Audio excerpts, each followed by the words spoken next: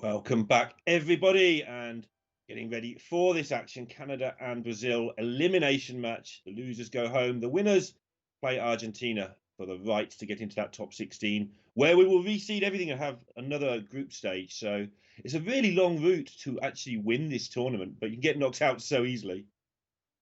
It really is. It is a brutal double elimination bracket to be starting off with right at the start of both games. But as we kept saying, this year we're keeping a pace. We're just making sure that players are moving towards their chunk of the $75,000 as quick as possible. And in order to get there, it is going to be, as we said, Canada versus Brazil. Two very, very strong teams. I feel like Brazil has had a bit of a hard time of it this year, to be perfectly fair, with only one player getting into Grandmasters at the start, which is, probably to be expected. Race is pretty far and away the standout Brazilian player at the moment. But with him being relegated out of Grandmasters now, hopefully they can prove something for themselves in the Hearthstone Global Games to show that they are still one of the better Hearthstone countries. Yeah, they are certainly one of the better Hearthstone countries. Like you say, it'd be great to see them do well here. Always hurts to say something like that because I'd really like to see Language Hacker and Eddie do well as well. But it's so hard when you sort of hang out with a lot of these people at various events to pick a side. But finally got to meet Race, by the way. I was so happy. Had you not met him before? No, I've been. He's lovely. He's a very lovely man. Yeah, I met a lot of the LATAM players in Bucharest, which was great. But onto this Druid deck, it's every single Druid deck we have to explain, even though they're all 27 cards the same. Canada are running the Banker and the Bees in their version, and Fluke's Glorious Gloop as well. So lots of stuff they can do with that. They're not running the Pounce combo as such, though. So it's pretty much a standard Druid deck. Yeah, they do have, technically, if it was necessary, the ability to go for an infinite OTK combo, because you can do it with just a copy of Swipe. You don't actually need the Pounce in there in order to do it. But like you say, that is a very niche, very late game oriented style of thinking. For the most part, they are, like you say, just a standard quest druid that has gutted a little bit of their late game. It seems to be a pretty direct swap out, one Fluke's Glorious Gloop for King Feoris, and they don't have Chef Nomi in there either. So it is a very, very light build of the deck, and therefore their actual mid-game pressure is somewhat limited. We're looking at pretty much just Cenarius, Oasis Surges, and Kun the Forgotten King. But if they can get over that bridge and get through to the hyper late game with their Baleful Bankers, they're going to start doing some crazy strong stuff. Yeah, and at the risk of making Raven happy, who I know likes Malygos Druid, but he likes Druid in general, for this tournament, Druid decks are seemingly pretty good. There's not that much aggro, given that the Shaman's just going to win anyway in every match at some point, even if it loses a game. The Druid, as you're saying, the anti-control deck is pretty popular and pretty strong.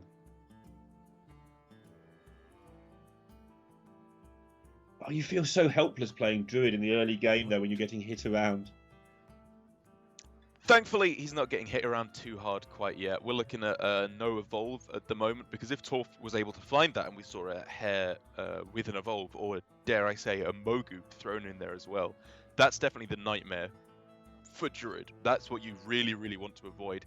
Outside of that, as both of these decks scale into the late game, I feel like on average the Druid quest is a little bit more impactful than the Shaman quest, just because the Shaman quest doesn't really generate aggression quite so much as it generates value, and value the Druid can deal with because it will just go and go and go and do these broken stuff with its choose one cards. Yeah, agree entirely on that. We have seen, again, from Mexico in particular, but obviously all the good players doing it the same way to some extent. You can play a really slow game with this Quest Shaman and get a lot of value. It's not just like the token deck where you play a Hare, evolve it, and that's the end of the game because you bloodlust their face and everybody cries. There's a lot more to playing this Quest Shaman than just that. Although that is a huge part of what it does on top of this. And this particular hand already giving Brazil some issues in terms of how to populate the board, because like you say, they're going to struggle to get value later on compared to the Druid. So you really want to get some early damage in there. I guess if you can't get 12, you might as well not get any. Come dance to my song. Fair enough. This is one way of looking at it. Given that the Druid heals for 12 so often on turn 6. Yeah, I guess so. I guess you're probably right. This double noise is going to fire the Druid into the stratosphere on turn 6 onwards. That's right. It's just exactly what they want to do. Even with the swipe to come down on turn 5, it's just working out pretty beautifully at the moment for Language Hacker. And I agree with his decision. You know, the only real choice he had this game was basically whether to go for Starfall or Wrath off of the Worthy Expedition, because I don't think you're really ever going to consider the Mark of the Lower. It's just a little bit underpowered compared to the other 2 options. And I think given that on turn 3, he was afraid of, you know, as we saw there, the Witchwood Piper, or it could have been any of the other 3/3s in the deck, or even an Evil Totem. I think the Wrath makes a lot of sense. Yep, you don't want it for the card draw with a double nourish in hand either. Sometimes you're desperate and have to hold on to it to cycle it. And you really don't want your opponent getting that Mogu down, so killing a thing is of premium importance.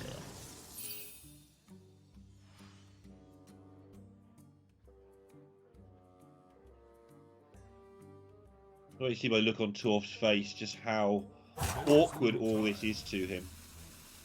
Because every card he plays now is worth more later in the game.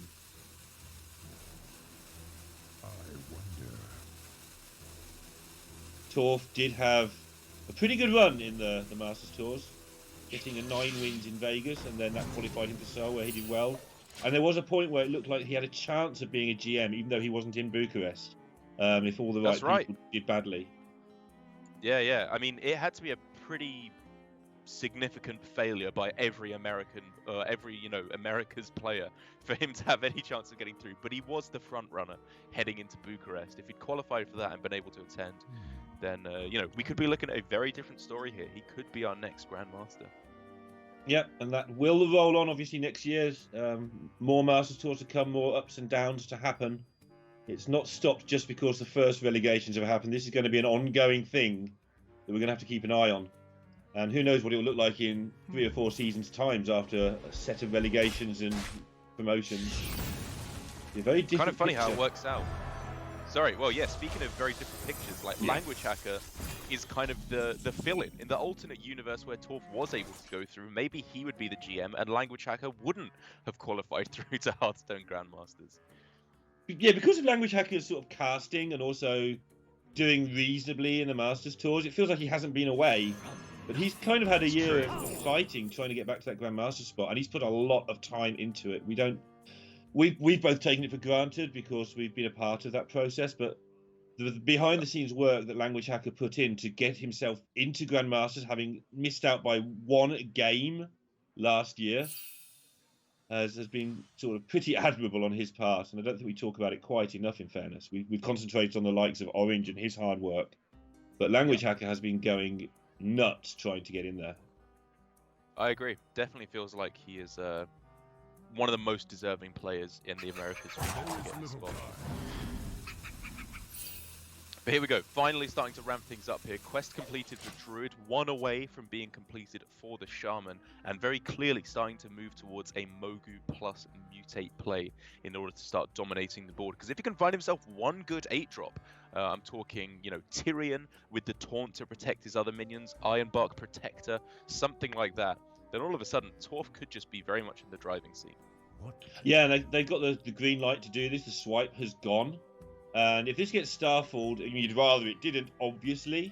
But if it does, then Canada are down to 1 Starfall for the rest of the game until the craziness happens, at least. And that's going to give Brazil the chance to just put board after board out there and not worry so much about it getting removed. You can't Starfall face Hacker, come on. You know this. Just the ultimate trolling. I think he used to be able to, actually. Back in Alpha, I think it's one of the cards that changed. He used to be able to go face. Well, 5 damage to any enemy. Yeah, along with Wrath. Like, Wrath also used to be able to go face, and it was just busted. It makes sense because Swipe still can, I guess. So. Yeah. So they obviously value clearing that board over their Nourish makes a lot of sense. Also means that if they met with an Evolve there.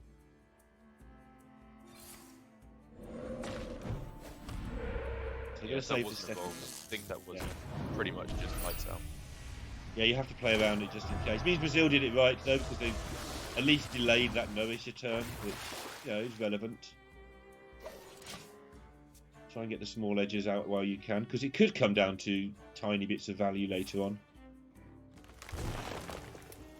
If your opponent doesn't have this hand. Always draw it, don't you? Noish into a 3-5 for nothing every single time. Yeah. Absolutely busted.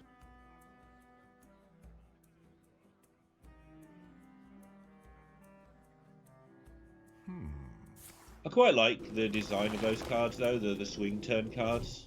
I think Hearthstone in general has become a lot more skillful since it isn't just play a guy, kill your opponent's guy, try and get a bit of advantage on board. You get the chance to set up these swing turns. Yeah. And that, obviously this particular one doesn't require patience, but in a lot of different matchups, it can require patience to get the right timing on your swing turn. I agree. The face of Hearthstone has definitely changed quite drastically. Like even Shaman, the deck that most people have a problem with at the moment, it's not, in my opinion, because it's like a boring curve deck. The problem is just its power level. Like what it does is quite interesting. It's just too strong and it's too difficult to beat, and therefore when you die to it 50 times, it gets quite boring. Yeah, I agree with you entirely on this. They're looking at herring into Plague of Murlocs just to get a sneaky, not really evolve. That's quite interesting, actually. I hadn't thought that. They'd probably want to fit the hero power in first on that, if they were going to do that. Doesn't really make sense. They can just go for it next turn. Yeah. I mean, it's definitely something to consider. I don't think that's that bad of a call at all. First of all, getting their massive drop, see what we can get today. Yeah, I really like the order here with zapping second, because there's a couple of rush minions, like obviously Batterhead, Walking Fountain, and there's also Arcane Devourer as an 8-mana 5/5 that gets bigger every time you play a spell. So that was just correct ordering there for Torf. Yeah, really important to know those small looking details that just occasionally make a huge difference. Okay, well, speaking of correct ordering, just drawing the Starfall off the top there is insane. Language Hacker has infinite mana on this turn. That's a lot of mana. So absurd. So he can go right back up to 10 mana after he plays Flute plus Starfall. He can even fit in the Nourish first. Oof. And then he'll play both of these cards, go back up to 7 mana. Oh my god. Yeah, this is a turn, I can see he's still talking to Eddie, but this is a turn where I think the driver should be just trusted. Yeah. You've got a lot of actions to do, just unless you're going to do anything really dumb. And Eddie was talking to animations there, which made sense. Just trust the driver, because otherwise you're going to rope out. Yeah. I like the Oasis Surge there as well. You have enough healing with one hidden Oasis. Play around the MCT by not playing the Anubisath. Love it. That was just a great turn. Yeah, and they didn't get too greedy with it either. I mean, look at this board. That's plenty. You don't need more than that. But the temptation is to go completely insane with it, and just wasn't required. So that was good. That was turn 8. They just cleared off an entire board. Oh! Torf's face says it all. That is not gone to plan.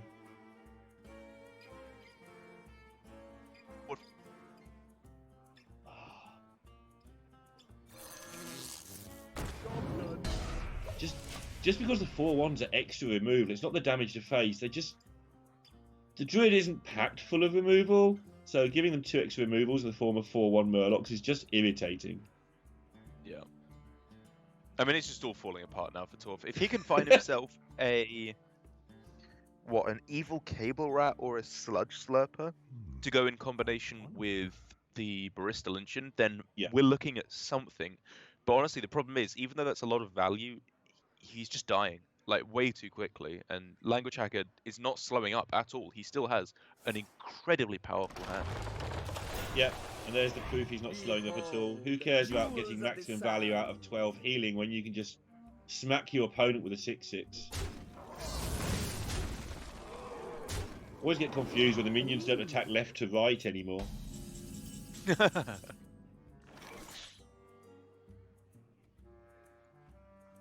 And that's not the card they're looking for. Yeah, that's. I know it kills a thing, but you can't even boost it. Like you say, that's looking like game over. Even though it's technically, I think, 1 damage off lethal, with 14 plus 8, 22. It just doesn't matter. It's just it's just yeah, the +8 from the scenarios, right? Yeah. Yeah. Of course, it's the right way. Brilliant. Oh, look at this. More 2-3s. Of course, it's the right way. Strictly better River Crocodilus there. Strictly better. Yeah, they didn't even get to hero power there to get the double River Crocodilus. Because they needed to occupy board. Yeah. But Language Hacker in And once Canada again- are going to occupy face.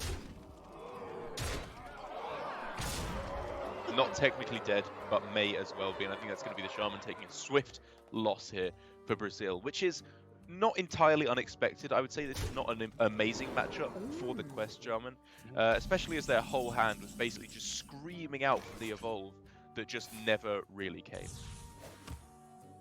Game forcing them to play 2 more actions here, in the form of pressing a button and stealing things, and now they can give up. Yeah, they needed the 8-8 there to have any hope whatsoever, and even then, it was still just game over. Yeah.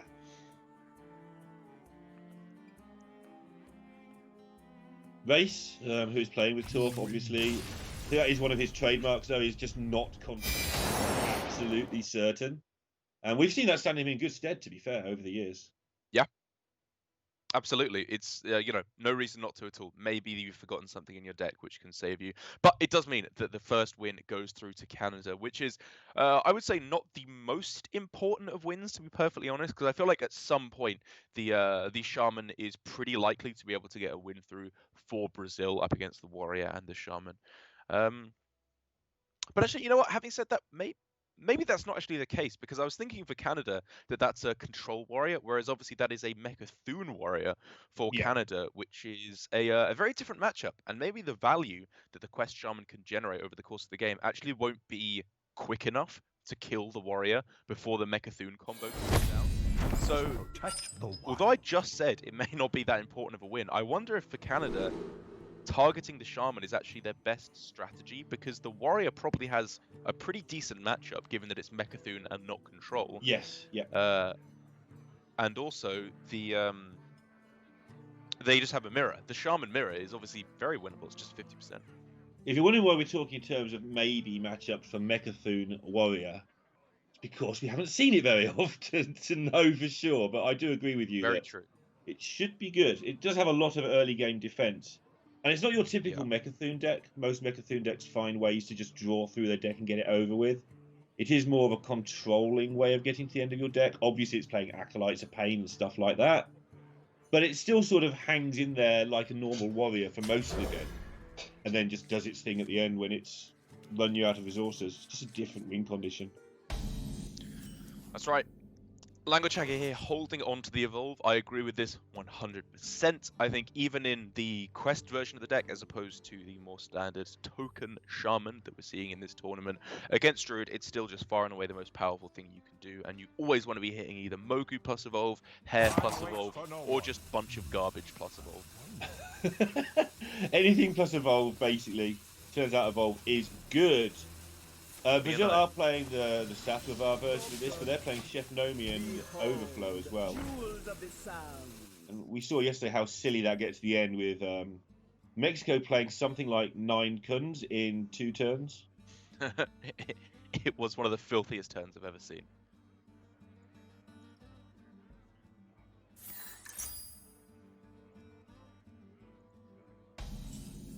Trying to work out how often you don't see Corrupt the Waters on turn 1.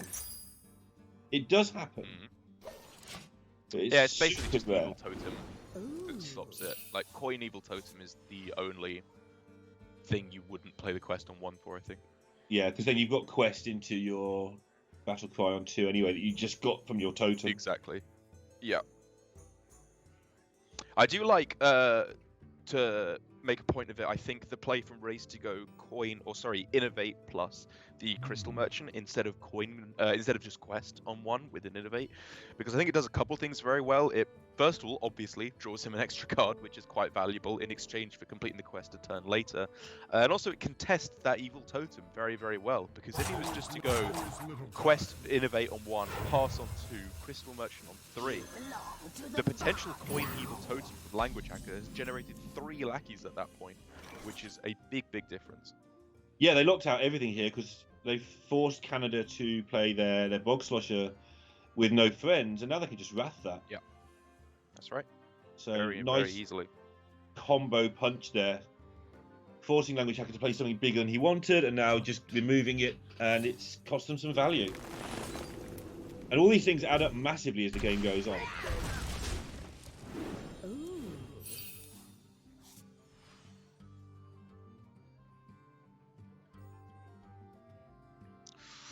Some cheap little minions starting to be found for Language Hacker, which are, you know, pretty nice to go in combination with the Evolve. But the problem is he just can't sit there waiting for it to happen.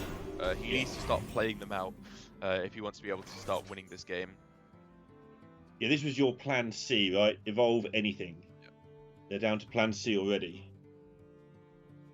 Except it always draws hair on 4, because that's how Hearthstone works. Always, come on. What to do? So Race can just deal with this with the Pounce and Hero Power and still uptick his quest. They are playing double Pounce, and it doesn't feel like it's going to have much utility later in the game.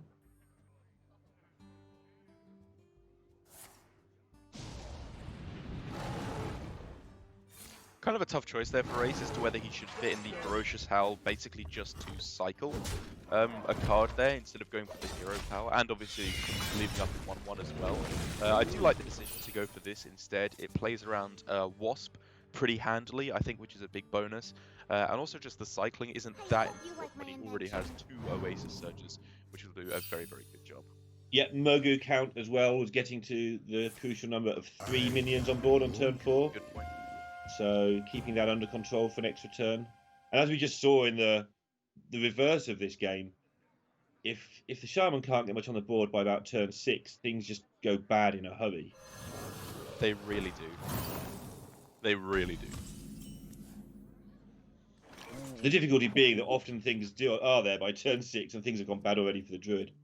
Yep, the Nowish is, as you are mooing about, definitely huge here. Not the verb I would use, but fine. I use a lot of strange verbs. You are a strange verb. Thanks. There is the chance just to play the Oasis Surger here as 3/3s. That's I was quite thinking about it. spectacular. It's good on this turn. It is good on this turn, but it means you can't play Nourish on the next turn, which I don't like. Or sorry, you can't play it. You can't with cheat Quest Nowish. Complete. Yeah. Yeah.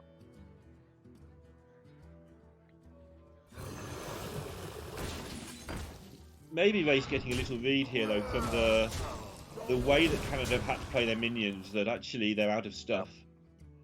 Fair enough. Nothing bad's happened, Fair so enough. we've got time to mess around with the quest. And Starfall saves them if anything horrible happens next turn and completes. Yeah.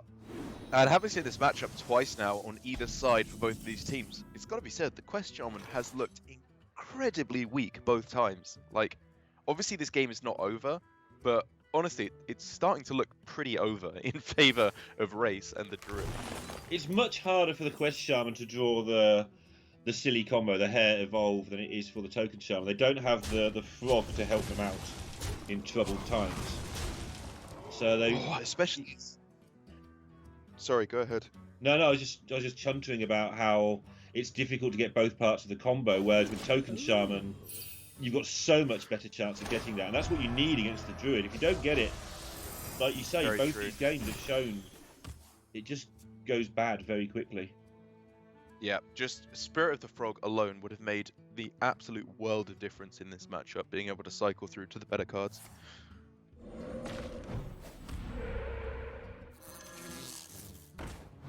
Yeah, and look at how many cards they're having to play for no value just to even try and stay in this. And Brazil now, the only navigation issues they have is how much do we play around MC Tech? I mean, obviously you do, but there comes a point where you don't even have to worry about it. So they need to work out how they want to approach that. And if they want to put stuff on the board, it's actually really difficult for them. We may see a weird trade of putting the 1/1 into the Life Drinker here. So they can play their second Oasis Surger. Okay.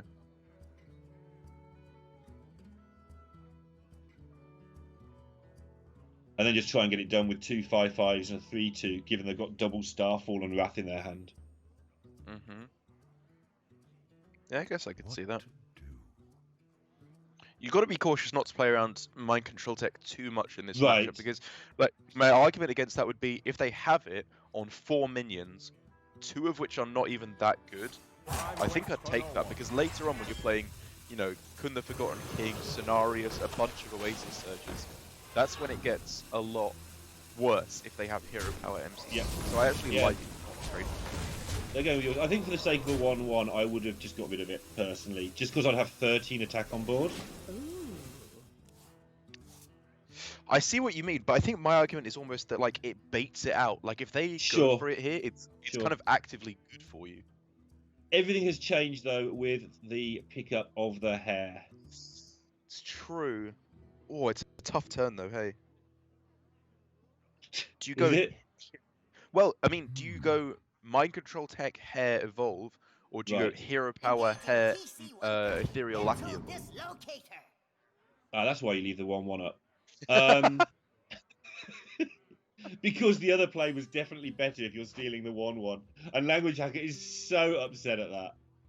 Like, a lot of players can do salty and angry better than Language Hacker, but no one does just disappointed better than Language Hacker. Like, you know what? He's not angry at Hearthstone, he's just disappointed in you. There is little time. Eddie is now getting the full force of, guess what would have happened if we'd played the Hero Power and then the hair instead of the MC Tech? And Eddie's like, yes, we know how that works. Yeah, those are not it, Chief, is I believe what the kids might say here. And it's doubly irritating for Canada, because from where they are, they may be looking at, why did they not make my play? Like, why didn't they trade in the 1/1? It shouldn't even be there to steal. From where they're sat, not necessarily. Because when you're doing badly in Hearthstone, everything's your opponent's fault. Yes, yeah. It was close. It was close. Like I said, I think the extra card that was drawn and the fact that Mind Control Tech is not that bad makes it worth it. But I'll stop rambling. It was a tough decision. It's also gone into a pretty awful evolve for them. Anytime you get Twilight Drake and your opponent's playing Starfall, it's just grim. I mean, honestly, it's not that bad of an evolve. Like, they have a couple of good cards out of it, but they need a miracle there to pull themselves out.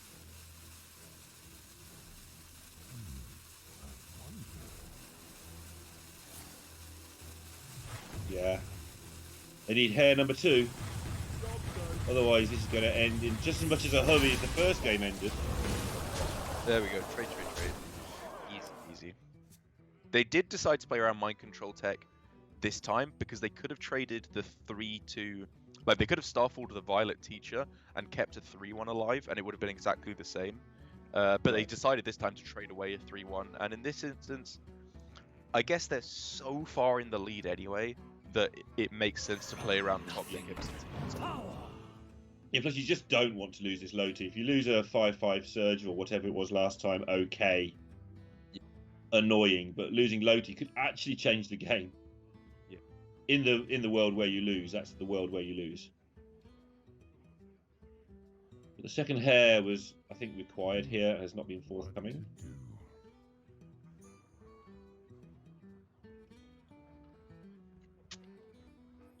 So do we concede or do we hex our own minion? Oh, did it not even? Oh, I thought it was Hero Power in the first. My mistake. I wonder what he was looking for on specifically 4 or 5 mana that would have done the job on 3. Yeah. Not sure.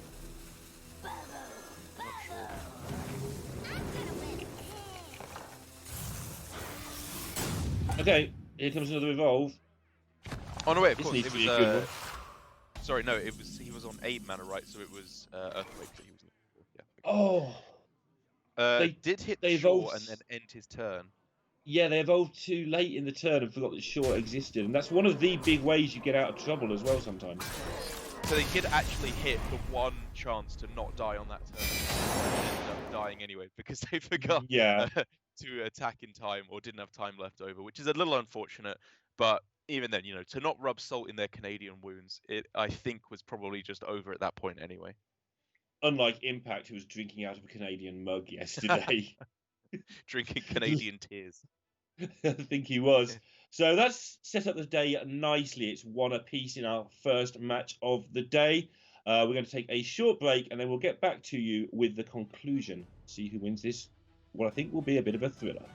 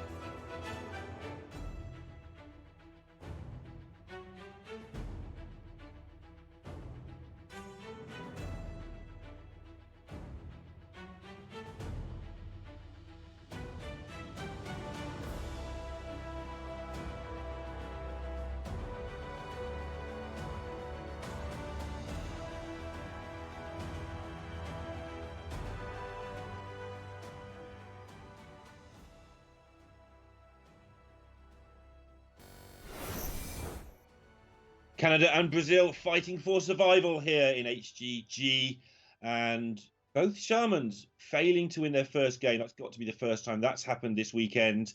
I'm sure they'll find a way, but Shaman and Warrior versus Shaman and Warrior could be pretty interesting. Yeah, a couple of very different matchups though. Make no mistake, as I did earlier on today, with the warrior being a control warrior for Brazil, with all the classic N'Zoth stuff thrown in there. I suppose you should call it N'Zoth warrior at this point. And then the Mechathune warrior for Canada, which is an entirely different kettle of fish.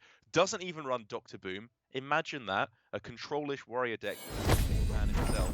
But it of course runs the or the Mechathune OTK package for later on in the game. Until we get there, though, we're going to have a final decider match. Whose Shaman is truly worse? Yeah, and whose Shaman's going to lose twice is pretty exciting. That's not something you get to cast every day. Someone losing twice with Shaman. That's right.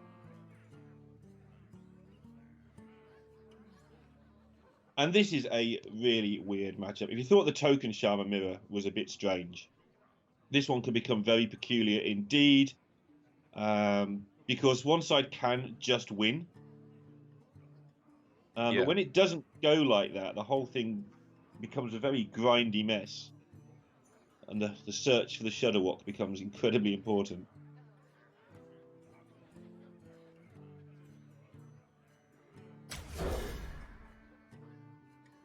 Discussion there about whether to keep mind control tech or not, deciding let's go for Mogu Mutate instead.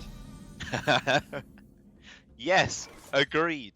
I think, we can both agree that this matchup plays out usually quite differently to the aggro Shaman Mirror, which is very much all in my opinion, on hitting that initial power turn on 3 or 4. Like, I would say upwards of 50% of the time, the aggro Shaman Mirror is won or lost on turn 4. This matchup, I think that goes down a little bit because it's more difficult to hit that absolute dream curve with no Thunderheads, Spirit of the Frogs, or Sea Giants in the decks. But it can still happen. If you hit the Hair, you hit the Evolve, or you hit the Mogu Mutate, you're probably winning that game.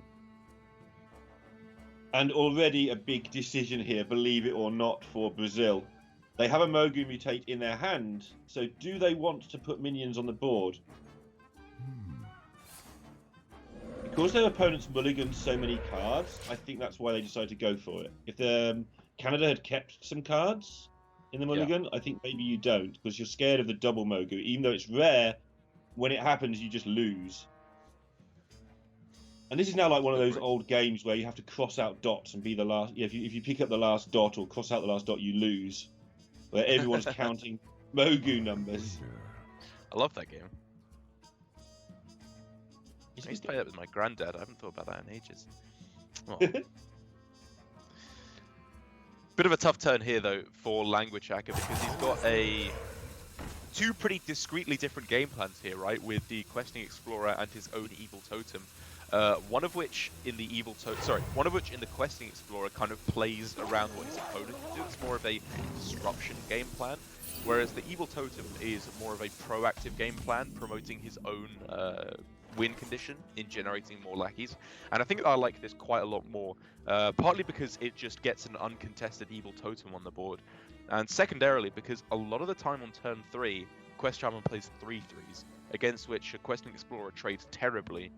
So I like going for this line instead, where you develop a minion that's not quite so bad against the 3/3s. Yeah, and it also, the unseen thing that Cast Division doesn't help, but Canada have told Brazil, you're not playing a 3/3 now, or we're killing it with our Mogu. We're not going to let you play a card this turn. Unless you can kill one of these 2 minions, we're playing our Mogu next turn, that we haven't got, by the way. Goes 3/3 into 3/4, and then get mutated. No thanks. Yeah.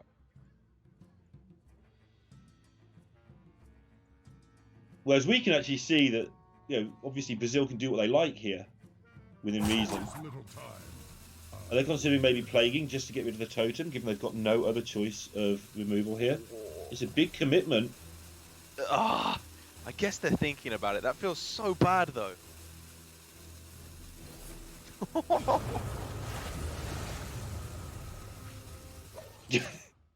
Wow. Okay, fair enough. That's just Canada's good play, setting that up. It always staggers me the amount of respect that is paid to Evil Totem. Of course, it's the right way. Like, I think it's going to be a value match. Cards time after time. Yeah. Because now they can't deal with a scary evolve being the big point there. And now we get into the territory where you can actually play. You can't. Yeah, sorry, I was going to say they kind of can, because their option was really MCT or Plague of Murlocs, and they decided to go with the Plague of Murlocs instead, but both of them kind of answer a big evolve board anyway, because MCT can steal a couple of big minions later on. Yeah, that's fair.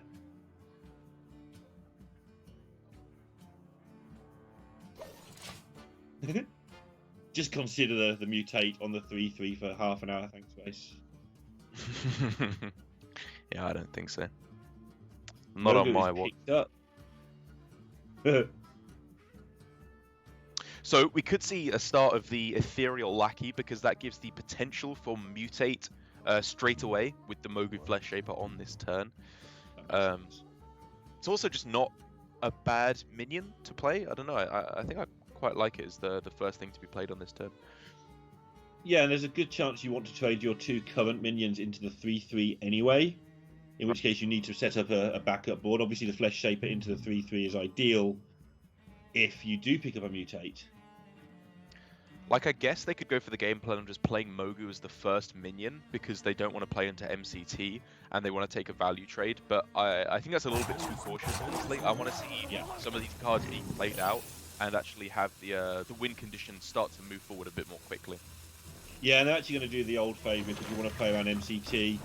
You can either play 3 minions or you can play a lot of minions.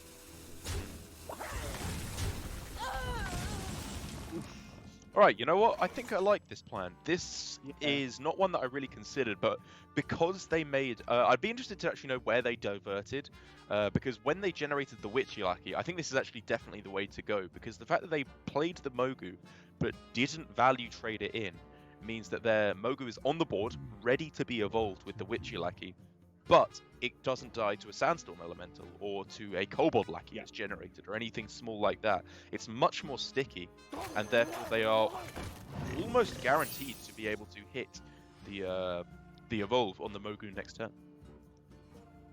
Yeah, and the MCT has sort of been forced now, and they've only got a 1 in 4 chance of hitting it. Yeah. Language Hacker sort of flinched as it came down after the last game. I mean, if they did hit the Mogu, that would be the most insane turn of Hearthstone I've ever seen. I don't know, we saw some insane turns from Impact last night. Fair enough. But it would have been a very, very insane turn. They have a pretty wide board though. Okay. Yeah. Huge Mogu from the Witchy is going to make a difference, but...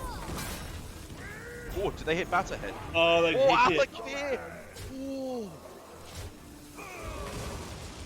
That's just insane. Now Language Hacker doesn't get an 8-drop of his own. That's actually more insane than the turn you said would be the most insane turn ever. Yeah, it is. Because they built up Canadian hopes. There were quite a few minions that they could hit there that would do it. There's like Walking Fountain would have done it. Batterhead would not have done it.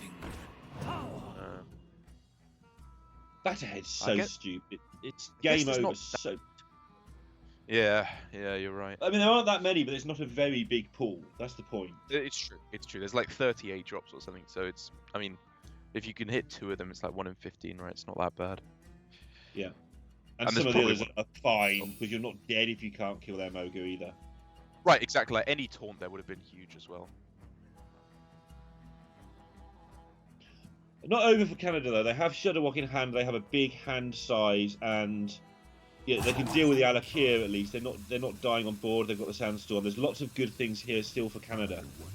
Yeah. So still a long way to go. In fact, they may still be favoured for this just because their hand. It's just that they were super favoured if that last turn didn't go that way. That's a pretty good one in the Malachite Totem. I think they'll be happy to take that. I think it's much better than it first appears. Talk about hand size here. When you're head on board and hand size, and you've got your key card in hand, it's going to be difficult for Brazil. That's right. They got very, very fortunate at the start there, but Language Hacker, I think, has done a very admirable job of turning this one around, because now Race has no Battlecry minions on the board to copy with Barista Lynchen. He's got the Shudderwock, of course, for later on in the game, but it's not even that juicy quite yet. There's still quite a few Battlecries that haven't been played.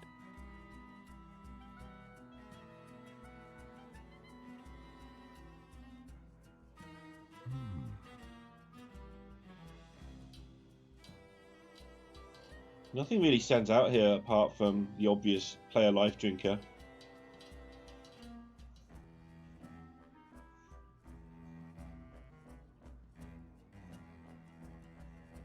Trying to look for anything more curious. Maybe they're considering they're in so much trouble they want the stats of the Barista, but that surely can't win the game.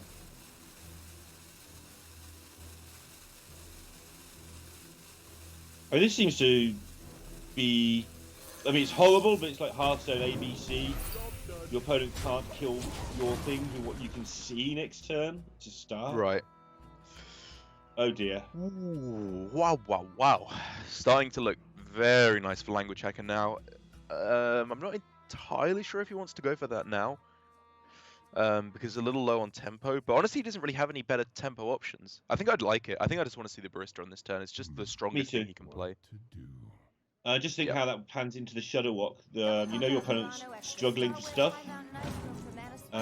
Just getting a few more battle cries, a few more minions going forward, pretty huge.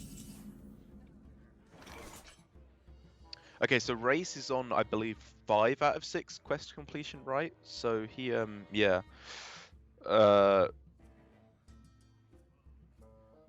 Is in a little bit of trouble. Yeah, like, he could go Rat this turn and then Hero Power Barista next turn, but everything just dies. Everything just nothing's dies, going to be there next turn. I think you have to Rat Barista now, then fiddle around next turn with whatever you've got, and then Shudderwock and hope to get lucky. Okay. Yeah, I like this. I like this. I think I was too heavily focusing on like Hero Power stuff. But this seems... Yeah, it's because that's what you want to do, right? That's the first thing to look at. But they're in so much trouble. This is all they've got. Race has to bear in mind that there is a Witchy Lackey in Language Hacker's hand, and he knows that because of the Barista effect. And so he could consider double trading into the Barista, because if he doesn't, we're looking at value trade on the Scargill and then turning it into a 7-drop, which is very scary, quite frankly. So I think it probably has to be a double trade. Yep, nicely worked. Good spot. Looks ugly as anything, but makes a lot of sense. Yep. Oh, don't worry, just rip the Moga and do it anyway. But they do have to deal with a bull. I think Language Hacker was owed a little bit of good luck at this point after the alligator came down. No, I want to see him suffer. He made me say the letter R in Bucharest. From nothing. Oh yeah, I remember that.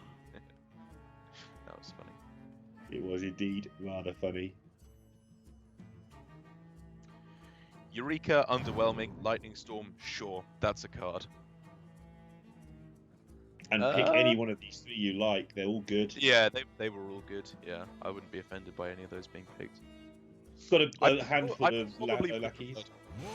Sorry, I was going to say I probably would prefer Horse Conditions, because you don't really know what you want. Yeah, and maybe later on in the game. Yeah. Pretty good. Pretty good. Works. Now it's Razor's turn to throw his head back. But to be fair, Wizards have had their share too. Wow, Hero Power Faceless Manipulator, Hero Power Frost Elemental, what? Hero Power Storm Chaser, 6 cost spells, total 6 in your deck. And yeah, this is just dump your hand, but it's not looking pretty. It's alright, these are like a couple of good cards. Lackey Generators are, I think, pretty much what he needs now to have a chance. And bear in mind, the Shuttlewalk has an MCT in the pool, I believe.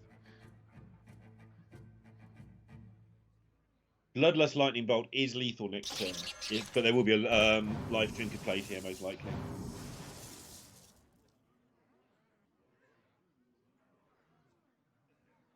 In fact, it's way over lethal. You actually have to kill something.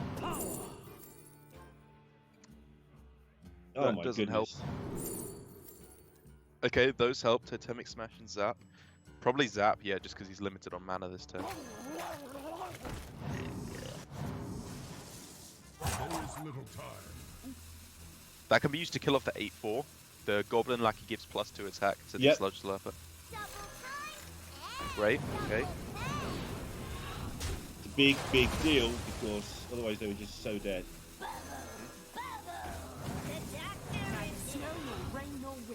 Okay. Really nice. Really nice. Language I can shaking his head. Guys, evolve do good things. Stop not expecting it. Just like, why not at this point? Throw it in.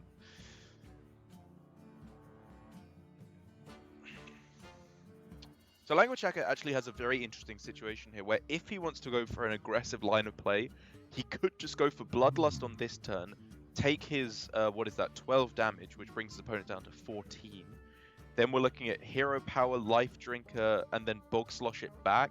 Hero Power, Life Drinker, Lightning Bolt is technically lethal. I believe 1 over lethal when you factor all of that together. Yep. Obviously, there's a lot that can go wrong along the way, but it's just something to consider that you could set up calculated lethal over the next few turns. I think the only thing that's possibly holding him back from that is there's so many options with this mana, and Bloodlust is 5 of your 8 mana. There is little time. And so just building another wide board.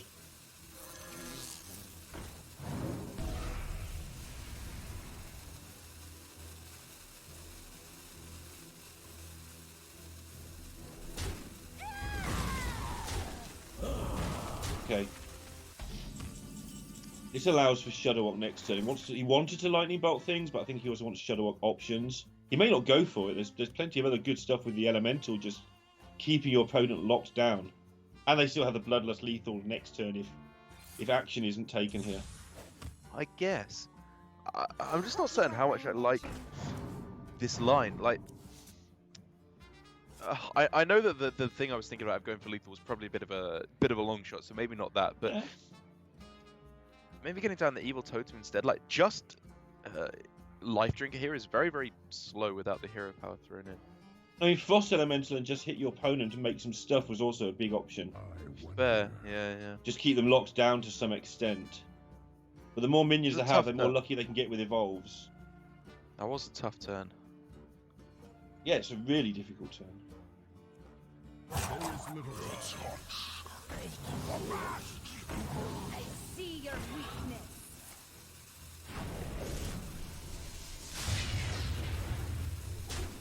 Cheeky evolve at the end here. Yep. Yep. Job done.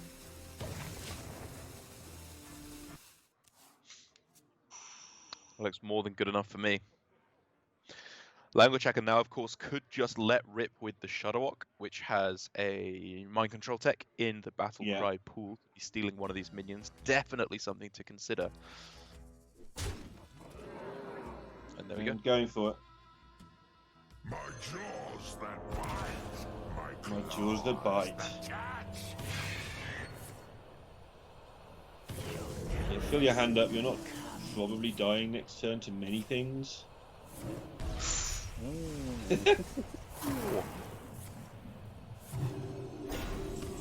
Oh, but the problem is he's enraged the Worgen, and the minion that he taunted has stealth, and as the innkeeper will happily let you know, minions that have stealth can't have taunt.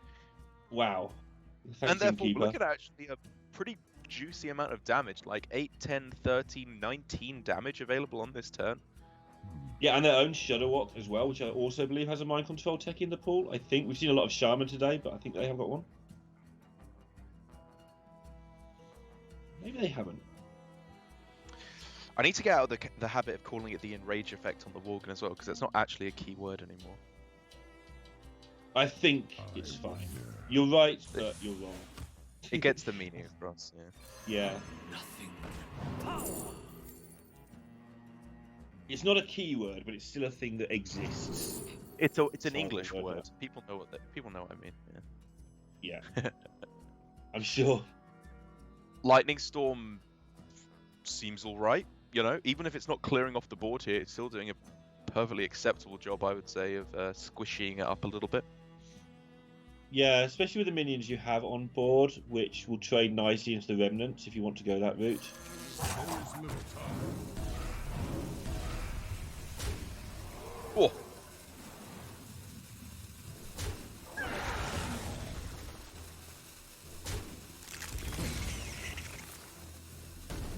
Okay. Gonna get through another evolve by the look of this, the way they've planned this out. Don't think so. I think they're probably saving the evolve to go with the Shudderwock. My hand is too Sure. Yeah. Yeah, it makes I sense. think it was They have a lot more close. stuff in play. It was really close, actually. Like, this was not a bad evolve here. It's just like when there's stuff on your opponent's side of the board, I think you probably want to wait for your 10 drop with Shudderwock. Just looking at that, I can't tell you what would have been different, but it doesn't feel like they made the most of that turn, just looking at the board states at the end of it. Fair enough. You sometimes get I that can see feeling your opponent's done a lot of actions and not made as much progress as you would help. I mean, it was a messy board state to deal with. A 1/4 stealth thing is just never going.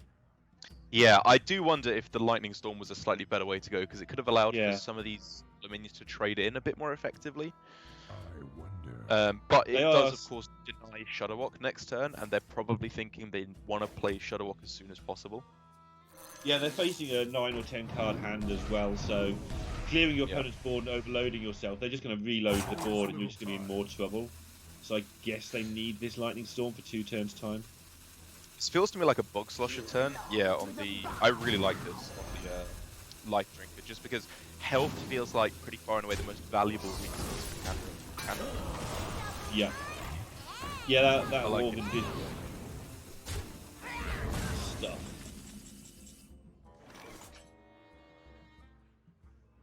And it's weird with a deck that is perceived to be so aggressive, how slowly you can get away with it. We've seen that time and again this weekend. True.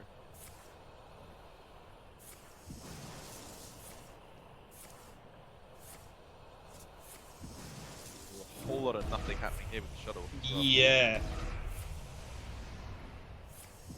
My hand is too full. Hey! A Because decent why not result this there, time? but Because why not? I guess you're rushing. Oh no, wait, he doesn't have a Goblin and Lackey. I was gonna say he should rush that in, but what are you doing without that? That taunt's actually really annoying. Is it worth an evolve? It's probably not worth an evolve. I guess. I mean, Guildhouse gets smaller. Yeah. This makes Yeah. Cross to the Moon Okay, is then. where things got silly yesterday. That was a pretty good turn. It does, of course, mean that Now- Language Hacker is able to go on the aggressive because no taunts were generated there for race. He did, of course, get the double activation with Life Drinker, but still for Language Hacker, he can just potentially, even though this probably isn't the line, just go all face plus Life Drinker. He could freeze the Colossus of the Moon. Yeah, if he that's what I wanted to. was thinking. That's when you're saying going all aggro, freeze it is traditionally a really good way to sort of deal if you want to start going aggro. Freeze it, dump some bits and pieces on the board, and set up a Bloodlust for next turn. That sounds good to me. Yeah, I think I like Bloodlust setup as a good way to try and get a win. You've actually got Bloodlust Life Drinker next turn, if you want to put smaller things down this turn.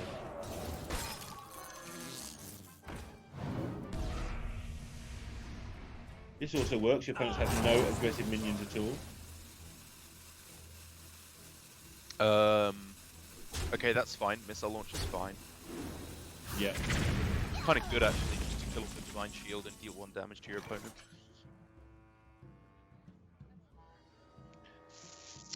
But it So does, they of course, should make be it able to clear here.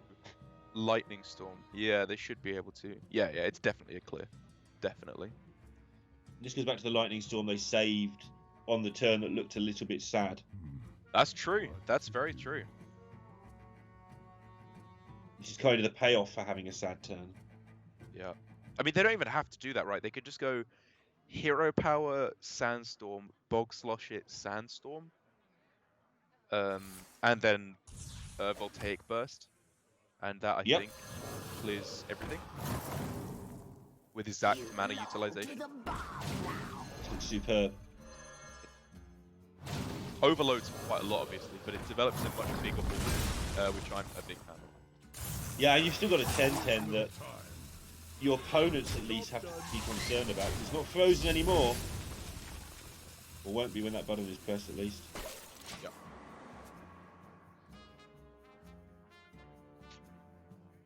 It's been slow, it's been back and forth, and it has been grueling, but it looks like unless Language Hacker can find an answer for this Colossus of the Moon, he's just going to be beaten down.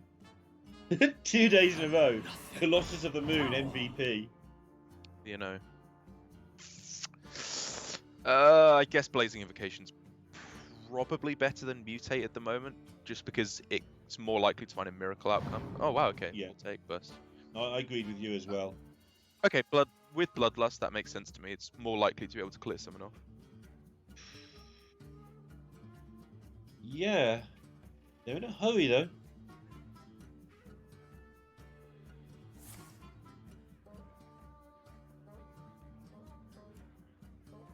Probably Lightning Storm. Yeah, if you think you have that long, yeah. There is little time. I mean, I It just is don't think garbage anyway, so. Now you've got to go.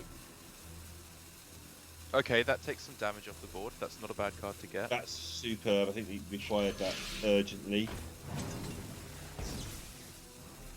Lightning Bolt Evolve. Okay, yeah, sure. Looks like sure. it. And I hope you're not dead. Just got to pray here. I think there was a lot that happened right at the end there. That was definitely a case of Eddie saying, just go, just do stuff. Yeah. And I think it was probably correct to do something like that as quick as possible. Hey, what do you know? That's pretty good. It's okay. It's got a taunt in the way. That's the big one.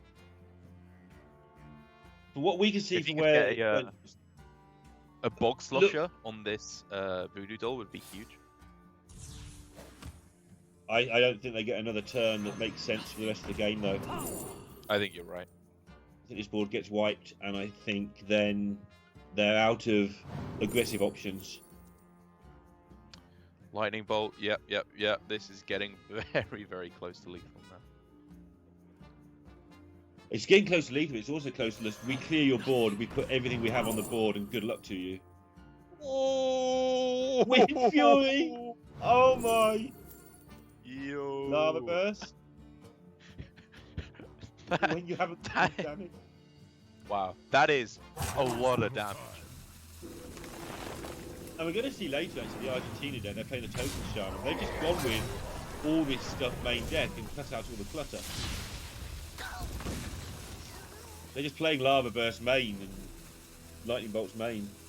To show you the power of Shaman, I saw Language Hacker in it.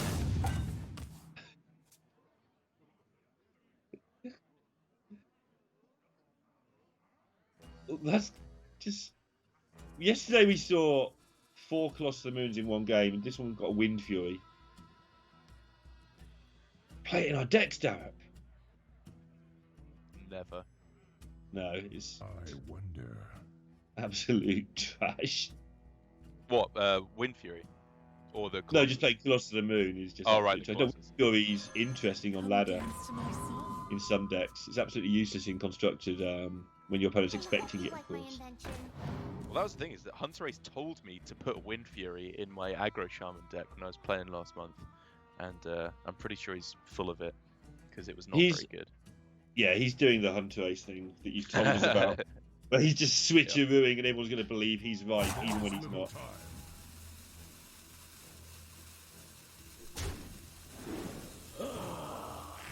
Yeah, just got to try and find anything to keep him alive here.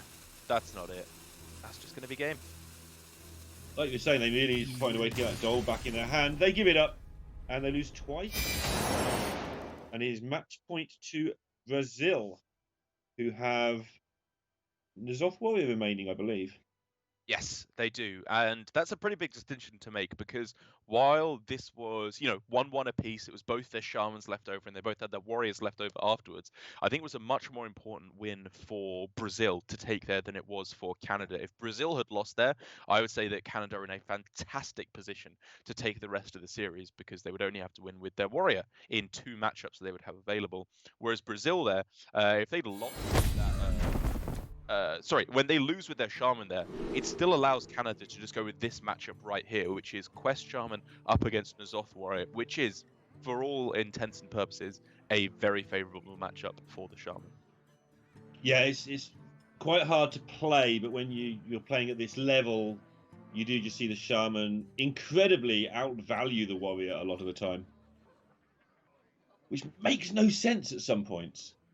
Yeah. But that's how it is. Turns out that Warrior isn't actually as value driven as it used to be.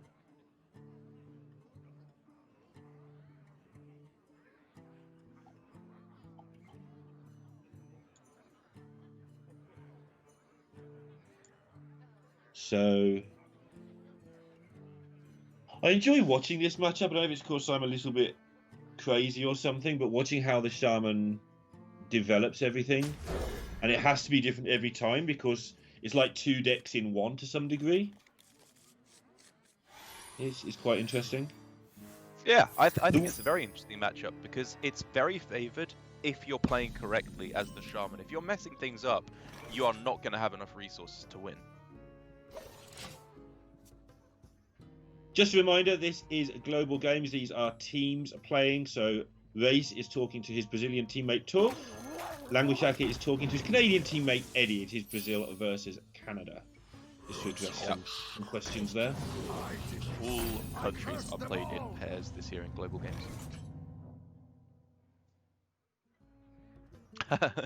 Archmage Rugal is a pretty good minion to have found there off the 2-drop slot, and therefore I would say probably demands a weapons project for Race to be able to clear it off.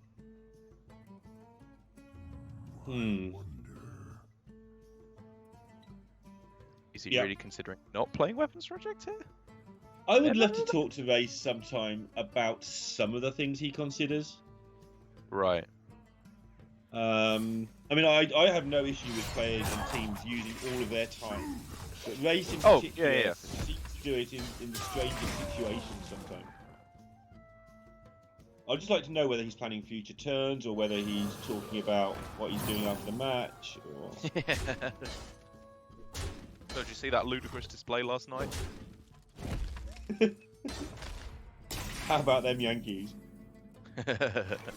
So... Right, we're looking at Acolyte on this turn. Just play it out there. Yeah. It is, It gets a little bit interesting after that, actually, because you don't want to leave yourself vulnerable to Wasp to clear it off in one hit. So maybe we're looking at Acolyte plus swing into the 1/1, even though it's the worst minion, just to play around the potential one-hit kill on the Acolyte. Sure. That's a much more interesting choice. We both need to put shoes on our heads as well, apparently.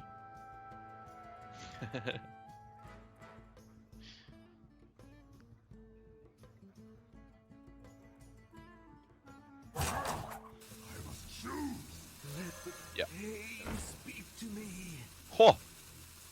I mean, they're thinking the same thing I am, right? It's just I have the pleasure of knowing, well, the benefit of knowing the weaponized wasp is in hand. So in this instance, they made the correct decision, and I think on average, it's the correct decision anyway. Because if you look at the way the rest of the game breaks down, the difference between 1 and 2 attack probably doesn't matter that much at the moment, because now the Acolyte dies in 2 hits instead of 1, no matter which one you hit there.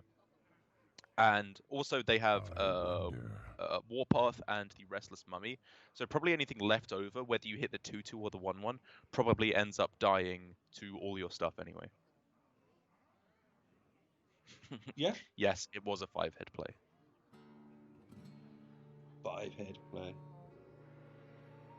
I wonder. Okay. So Canada forced the issue with just stats. That's all they've got left. And just look at how this works out. Language Hacker says, you know what, I'm not falling for this. I'm just going to leave that alive and try and take it out with my Acolyte next turn.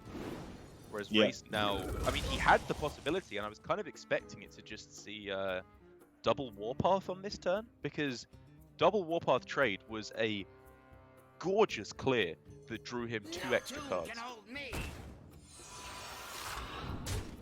Feel that they are saving that in case of emergencies later. You don't want your opponents to be able to just drop a hair on the board and leave it there. Right. Especially a quested one. I'm always amazed just how greedy warrior players can be when sometimes it doesn't feel like they need to be. Yeah, I think that was actually really close, because this line of play gives them a 1/1 as opposed to no 1/1. And it also keeps a Warpath, which is, I would argue, a much more valuable card in the matchup than a Restless Mummy. But they draw 1 less card, which is, I don't know, I think quite a big deal. Especially with guess Thor in your hand, better. Yeah, exactly, right. This was maybe ever so slightly better just because of how good Warpath is in the matchup. Yeah, I mean, on turn, when you get to the 10 mana turns, your Warpath can clear evolved boards. That's a thing. Whereas the Mummy just can't. It starts to fade into oblivion. Right, quest complete, and this is where I start to really enjoy watching how you get greedy as the shaman to try and catch up this card disadvantage you start with.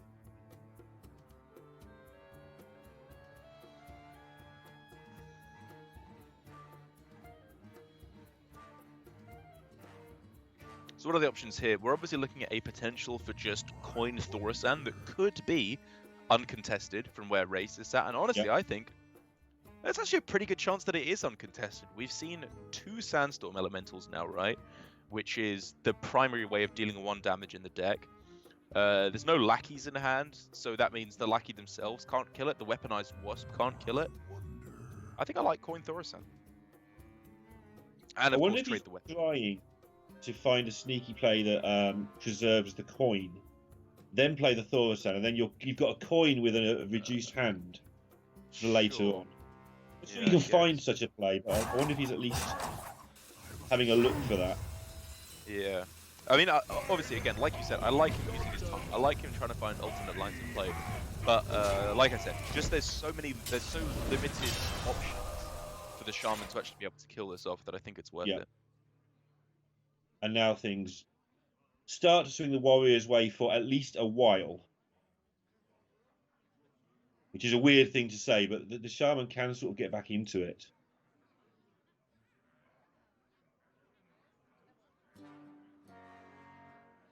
I wonder. No Plague of Murlocs in their deck, but they can find one easily enough later, just to deal with N'Zoth boards. Yeah, I think there's enough silence and transform effects in Shaman to deal with Hakar or N'Zoth or anything like that. Because that could be a potential loss condition for Language Hacker is the Hakar. If they draw too many cards throughout the course of the game, the Hakar from the Warrior could be the way for them to not have the time to put down their value. In which case, like I said, or like you said, Hex or Plague of Murlocs primarily, or Earthshock would all be fantastic. Well, talking of loss conditions, there's been one that has been constant throughout Hearthstone's history, or at least most of it, and that is if Thaurissan sticks around for 2 turns, you win. Yeah, it's bad news bears for Language Hacker. They've put Race to the test here. It's like if you want to kill a minion with it, then it's going to have to die. So that was a good attack in. Agreed. But Race is going to spend a lot of time and then probably just play the Kartut and take the chance of having Thaurissan up for 1 extra turn. There's been no generated cards for Language Hacker. Yeah, it's less than ideal because the Kartut trades pretty terribly against the 4/5 there, but I guess the 3/1 takes out the 3/3 Bog Slosher, so it's not that bad actually. And you've still got a 5/3 Thaurissan that you know they can't deal with. Or that you assume they can't deal with, yeah. I guess the real thing is just questioning how valuable a second Emperor Thaurissan tick is anyway. Which is to say probably quite valuable, but at this point, it's not actually that insane anymore. You know, if we look at the way this shakes out, yeah. Sure, it's still worth it, but I think it's actually closer than it may look. Yeah, it's not off the charts. If you look at the cards that are actually getting reduced here. Yeah. The Language Hackers, as he has done most of the day, his body language says it all there. It's like, okay, we didn't need you, Wasp. Sorry. Yeah. We needed somebody to help our waspy friends.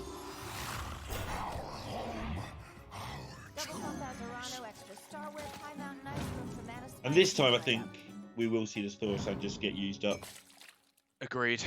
The Barista comes down, which is pretty clearly the key minion up against Warrior. It is absolutely your powerhouse play in order to generate as much value as possible.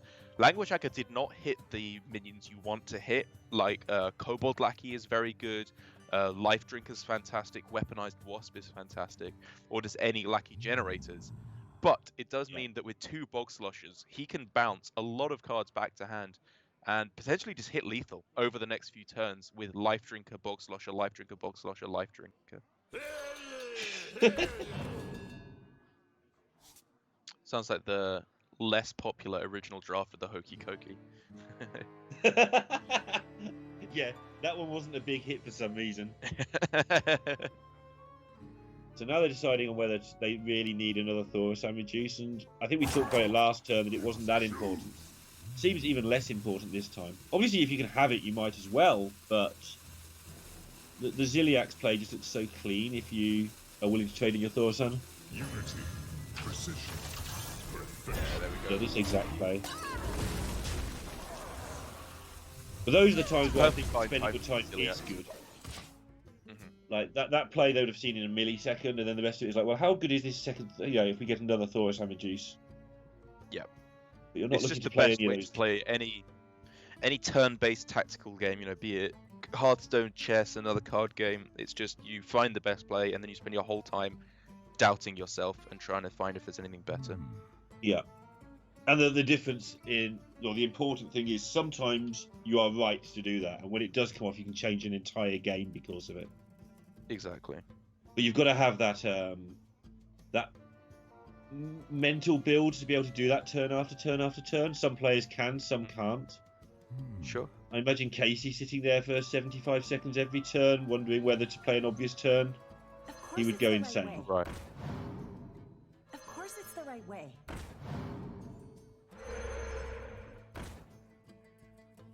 Yeah. The sarcastic hero power at the end.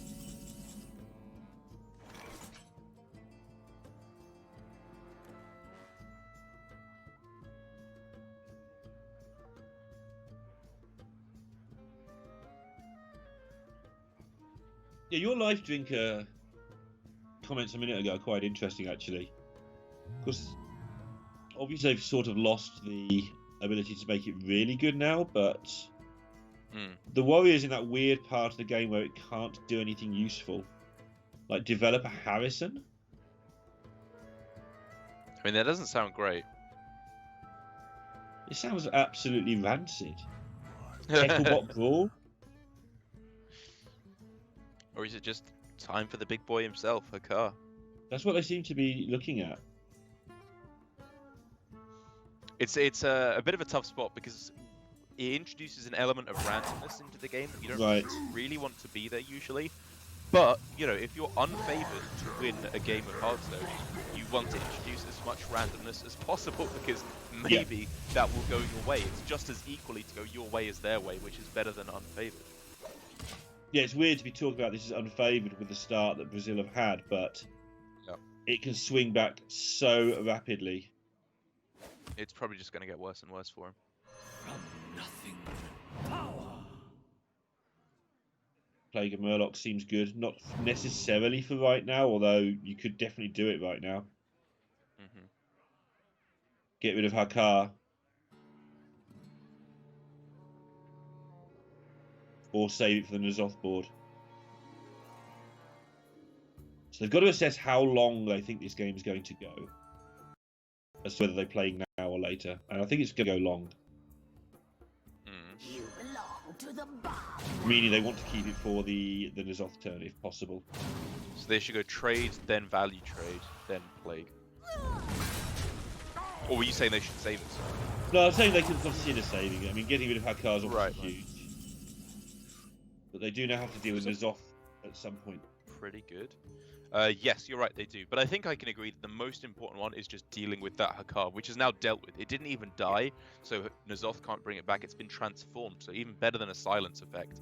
And now Language Hacker is basically just in the situation where he does not have to worry about fatigue, other than actually running out of cards in his deck, which is not going to come for a long, long time. That barely happens with the Shaman, right? So Exactly. also means that Race at some point has to make a decision as to this Elysiana. When would you like to play this? now? I mean, you'd like to play it at the end of the game to win in fatigue, but when would you actually decide that your warrior... I mean, obviously you haven't got N'Zoth yet, so you can't do it just yet, but at some point you decide, this deck isn't beating my opponent's deck, let's get a new deck and see if that can beat it. With random Hearthstone cards.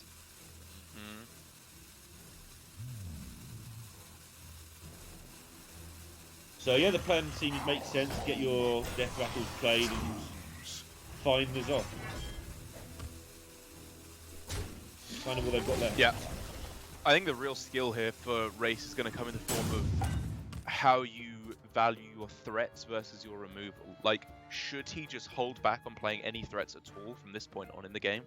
At least for a few turns, because he wants to bait Language Hacker into overdeveloping first, then he plays his removal, then he plays his threats? Or does he think it's worth just playing out all his guys to extend the game as long as possible until he's found, like you said, that N'Zoth?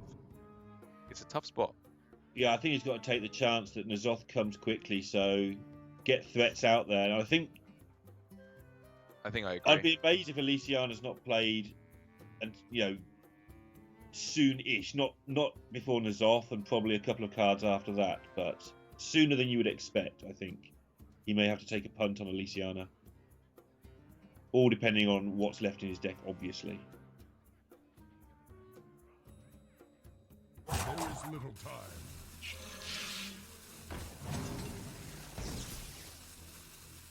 I wonder if we can get the heroes to be more insulting during broadcasts when their joke's going. Get a move on, idiot, or something. Just to entertain everybody else. I mean, I'd enjoy that. Can't speak for Yeah.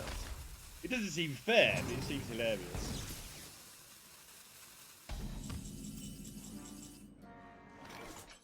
Oof. Right, big draws coming in now for Race, obviously with Dr. Boom.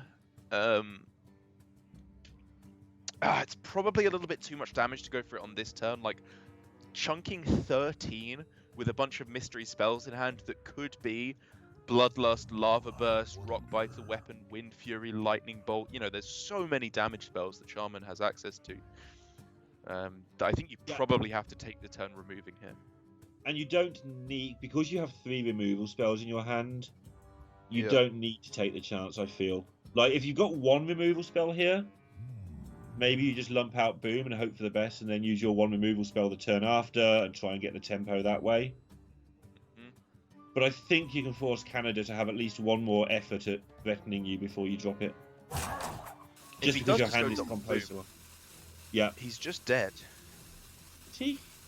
What now? Well, Bloodlust plus Wind Fury. I think so. That's 16 damage plus 6 plus 6. 28, 35. Yeah, I think he's just dead. Okay. No, you're right.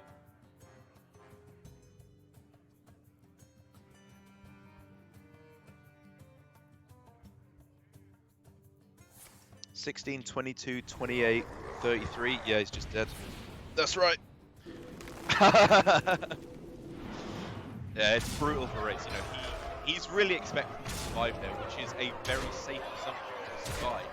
My problem with Dr. Boom wasn't whether or not he survived.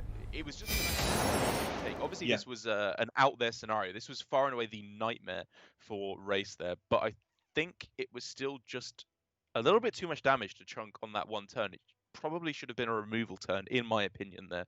And then you follow on with the Dr. Boom development afterwards. Yeah, even if you wind it in and they take 13 from the board and then maybe 6 from, I don't know, a Life Drinker or something, it's still 22. Yeah. And you've got 3 removal spells in your hand. I know you want to preserve those spells. It's definitely easier with Caster Vision. But they have at least one chance where they can just go, okay, we've got extra removal in the bag. It's going to be hard for them to present as another 13-point board. I know that they've got to worry about evolves and such like, which could definitely be terrifying. But I know with 3 spells in hand, maybe they could have pushed it. Or then there's a world where Bloodlust Wind Fury doesn't happen. You don't die and you remove the next 3 boards and get a load of value from your Dr. Boom. So it is tough. You could definitely argue. It's really tough. It was looking pretty grim for them no matter what from there on in, with the amount of damage that Canada and obviously with Hakar already being dealt with, things were just going to get worse and worse, I think, for Race. But that matchup is behind us now, with the very, very favoured Quest Shaman taking the expected win. Now, we have an entirely different kettle of fish. You can stop it with your resident sleepers, all right, chat? I haven't even looked, but I know they're coming. This is not a Control Warrior mirror. This is Mecha Thune Combo Warrior for Language Hacker versus the N'Zoth Control Warrior for Race. This is a weird matchup. Yeah, this is a matchup I don't think either is going to claim to know too much about, except that obviously the N'Zoth Warrior has to play the aggro role to some degree. Otherwise, it just loses by Cthulhu. Is the short version. Unless there's some really tricky ending where you Yes. can force the Canadians not to win. Well, I mean, let's just break it down to the basic level. Yeah. At the base level, this is a slow, fatiguey control deck up against a Mecha'thun deck. It should appear at first glance like Language Hacker is staggeringly favoured going into the series. There is, however, something that Race has access to that can turn that around quite drastically. And that's Harrison Jones, for one thing, for me at Yes. least, because that stops the combo. Sure. Okay. Honestly, I actually hadn't considered that, but that is a great point. Dr. Boom being another thing because he can generate stuff. True. And I feel like I'm missing your cue here. So what's The big one thing is Hakar. That's really going to be. Oh, able to mess up sure. Language Hacker. Yeah. Because when Race plays the Hakar, Language Hacker does not have a win condition if it dies.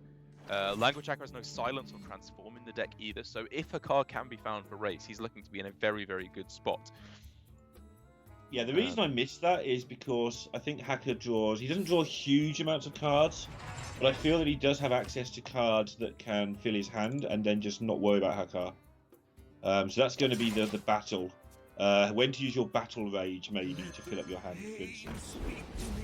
Yeah, I agree. When Hakar is played and died, it does not necessarily instantly mean that the game is over for Language Hacker, because like you said, as we saw beautifully demonstrated by Mexico the other day, where they overdrew the blood, it is possible to just overdraw the blood from your deck. But basically, the game plan here that both players are looking for is Language Hacker, draw as quick as you can, get through to Mecha'thun, and do the combo with Emperor Thaurissan reducing everything, Voodoo Doll on your Mecha'thun, while you have the Overlord's Whip equipped.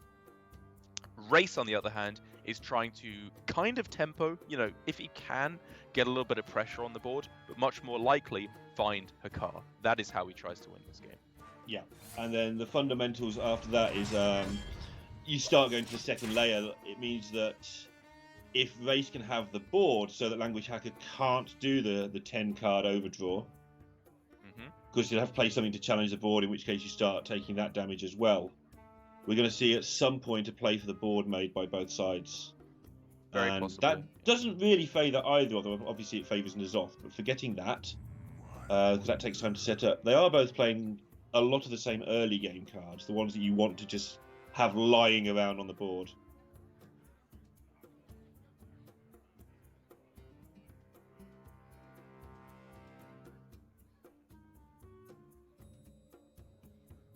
Kind of a weird spot here for Language Hacker, where the whip that he has in hand is making a lot of his cards a lot worse, really, at the moment, because damaging his own minions that aren't Acolyte is usually bad, but it can become good later on if he hits Battle Rage, of course, is the big one. So maybe he's saving most of these minions in hand in order to try and wait for the Battle Rage, and then go for a huge draw turn later on.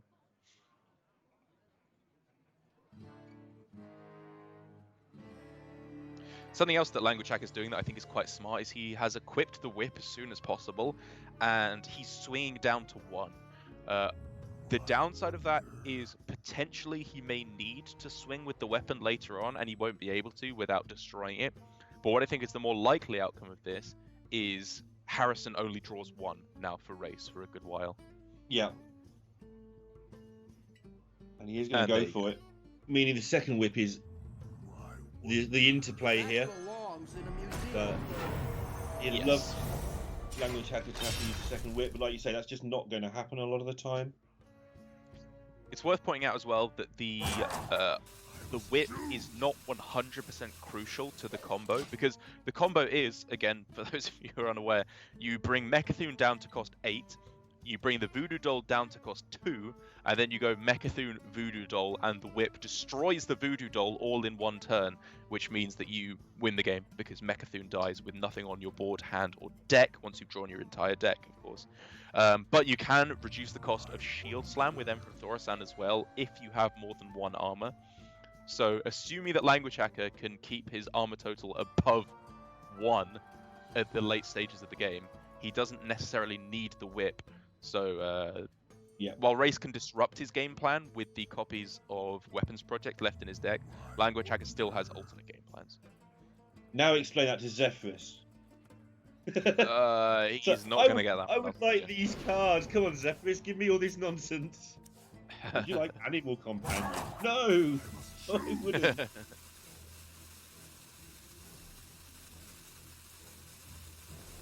Obviously, with any Mechathune deck, you do get some weirdness in the middle of the game where you've collected like combo pieces that you can't use, and your hand size effectively shrinks, restricts your options.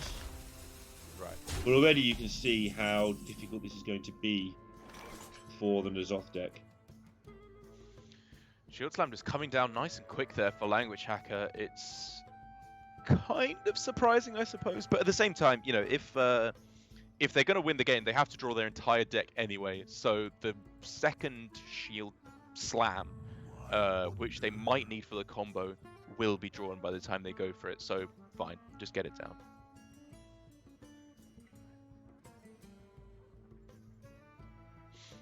I suppose, again, the other thing that I didn't really even think about in terms of disrupting the win condition, because it's already not really a possibility, is the Hecklebot for Race. While it's not the main win condition, because he's mainly going to be going for car, it can high roll and get you a key minion. Obviously, Mechathune and Boodle have already been found, but I believe Emperor Thorasan, if it had the ability to be killed right away, or the copy of Galvanizer, would be enough to significantly disrupt the game plan and make it a lot harder.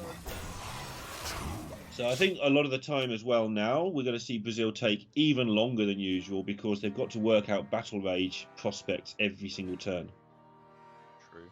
Just because they can slow Canada down until we get to the Hakar stage, then yeah, they can develop a board and present a board, and you can slow your opponents down by forcing them to remove your board. For now, it's actually been Canada who've had the board the entire time. And I think Race will want to reverse that sooner rather than later. Weapons Project, another way of dealing with the whip. Which he probably will save at least one copy of the Weapons Project for a whip somewhere along the way. It's weird how many suboptimal ways there are of dealing with parts of the deck. Yeah, it is a janky as all hell matchup. And if you can put those pieces together, I mean, they would have had a chance to practice this match, of course. No, they won't really, actually. No tomb can hold me. It's not a first round game. So you hope that you just don't ever have to play it. Always one of the advantages, actually, of bringing a weird, janky deck to a tournament is that you know the matchup so much better than your opponents. That's right. Falcone was saying that just the other day, that apparently Canada's strategy was to play decks that no one else knows how to play against, which does feel like Eddie perfectly encapsulated. Yeah. Yeah, it works so well. Something that Hypno's done very well over his career as well. Especially in the big Swiss, where everyone just assumes they won't play you. And then the person who gets unlucky plays you, and that's the end of that.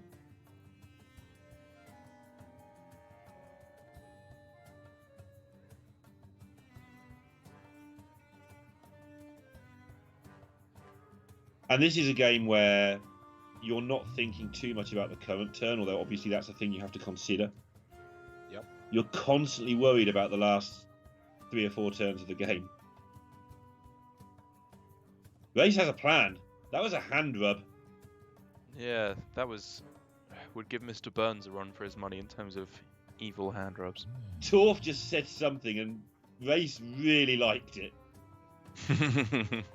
So yes, that I'm not seeing it at the moment, like, unless they can hit the dream off of Hecklebot here. Perhaps Torf just said you are going to hit the Mechathune off a Hecklebot, which we can see he's not. Oh no! That's still a big one. That is still a very big one. The Shield Slam able to kill it off as well. This is where things get really complicated, because I can see the win condition of the deck. I can see the primary way that they win the game with Mechathune. Yeah. Language Hacker did not freak out when he saw that, so I'm wondering if what the best way to win the game without the Thorasan now is. he didn't freak out, but he furrowed his eyebrows slightly. He said, "Okay, now we've got to do it the hard way." But he knows what the hard way is quite clearly, but Yeah. The best way that I'm seeing of winning the game here for Language Hacker is disregard the voodoo doll completely. Like, Yep. maybe don't play it quite yet, but you don't want that for your win condition. There we go. Okay. He seems to be on the same page as me. Yep. And then you reduce the cost of Mechathune by 1 with your Galvanizer, and then just Yep. go Mechathune Shield Slap in 1 turn, if you have 10 sure. I think that's Are the we? best shot. Are we happy about showing our opponents? I guess you've got to, because otherwise you might not have a voodoo doll target later. I mean, they just know, right? Like, once the Emperor Thoracen comes down, they know that that's not a possibility.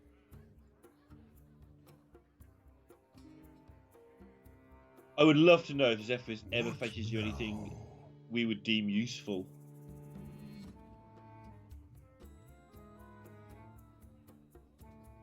Like a shield block or something to build that armor back up.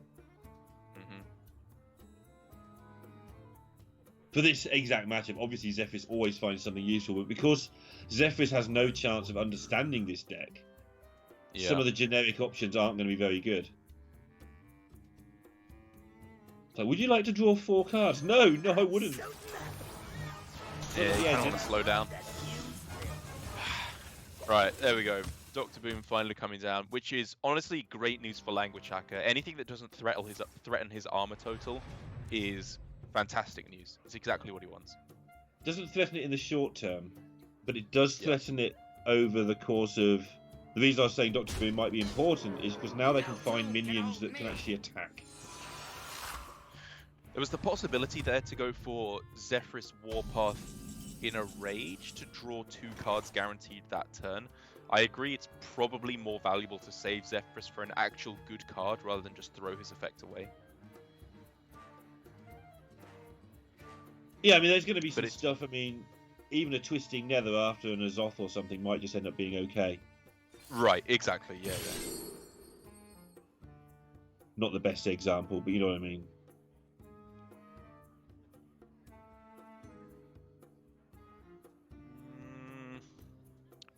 Oh, wait. Is Mortuary Machine the nuts? What if it gives the Mechathune reborn? This would be a good time for a master. So you just wait until right at the end? Yes, it's a thing. You wait until the end of the game. The problem is, though, that gives them another another Mechathune. And so then they can just have that one die the turn afterwards and probably still win. This would be a good time for a master. It might be their best shot, though. Even though it's weird as hell. So you try and get a big board yourself with Azoth. I'm not saying that as if they're going to get a big board, but I think they will. Right. And then you just put up a wall of taunts around the Mechathunes. Give them another one. Yeah. Maybe it's not the nuts, but it's definitely more complicated. And complicated helps the race at this point. Anything that Canada can triggers mess anyway up. at the moment of death. Oh, okay, maybe that doesn't work. Oh, yeah, okay, sorry. Death Rattle. Oh, you goes actually before have people. nothing on board. Okay. It doesn't work. Yeah. Ignore Thank me. you, whoever ignore me. corrected that. In this instance, yes, chat. Cast it is bad. It was interesting, though. It was just something to consider, and props to Race for realizing that that is not actually how that works. Yeah. Ordering. But proof that this is live casting.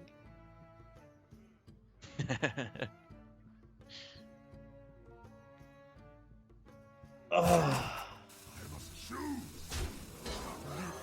Hey, speak to me. Brazil really haven't managed to contest anything this game so far. Yeah. They still have all the trickery set up, but It really does feel to me like the best chance for Brazil is for Canada to mess things up. yeah, getting through that armor seems absolutely key now. Yeah, it seems very difficult, but I agree, absolutely key. Thorsan, make some whirly gigs and start getting some damage into face.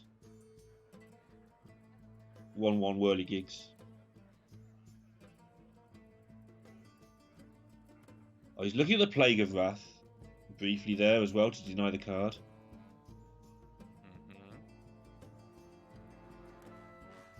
This would be a good time for a master I'll plan. have to look on stream briefly because I can't see. Oh, there's only 4 cards left, which is much less than I thought there were. I thought it was sort of 7 or 8.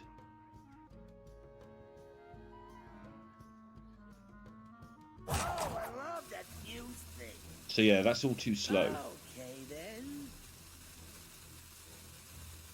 I'm just not seeing anything that's quick enough though. Like, I guess 18 turboing damage out is- taunts oh. and hope to get N'Zoth as quick as possible. Yeah, with only 4 cards left, that's Wow. fewer than I thought. Wow. Yeah, that's the one piece of information on our screen that we haven't got is the number of cards in the other deck. I had to check on the stream. Absolutely useless hero power. Correct. So Language Hacker needs to begin the process of dumping his hand. Yep, that seems a good way of doing it. Agreed. Brawl is only playable with 2 or more minions in play, which is one of the ways that the Mechathune deck can fall flat on its face, as if that's just not playable. But here, perfect time to use it. Plays the whip, not a mistake. He knows it's probably not going to survive, but that's not the win condition he's looking for. He's trying to stay above 17 up. Surely Race can get through some of this armor. Can he? How? Yeah. He needs his Arcanite Reaper. I must choose. Yeah, Weapons Project doesn't really help you in that regard. By It giving your literally opponent does even nothing. more armor. It just balances out, like 6 for 6.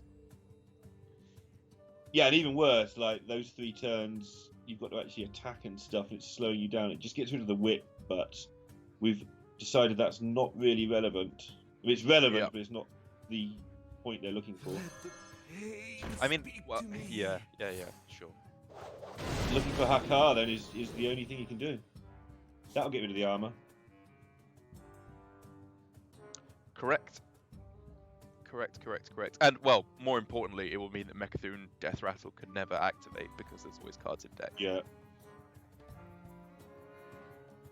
And that's obviously something that Language Hacker has to consider the whole time. And it's probably one of the reasons why Race went for the Plague of Wrath on the Acolyte, because the fact that it draws through to the win condition quicker probably isn't even that much of a concern. The really big part is it makes it harder to get 10 cards in hand all in one Yes. go. Weirdly enough. Speak to me. Bouncing the Acolyte just to get it back up to 3 health so it can't die to the whip. This is the weird level of Hearthstone that we are at right now. It's also how important getting to that Hakar is to them. That's Like, right. we've got to draw cards. And it's there. I mean, there's only 11 cards left. An extra card out of 11 is a huge amount. What now?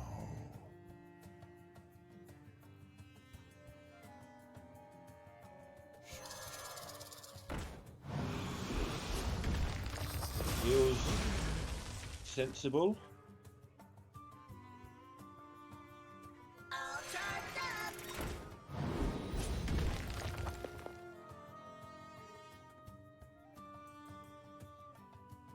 They're shooting does through all the seem last sensible. minions. Yeah.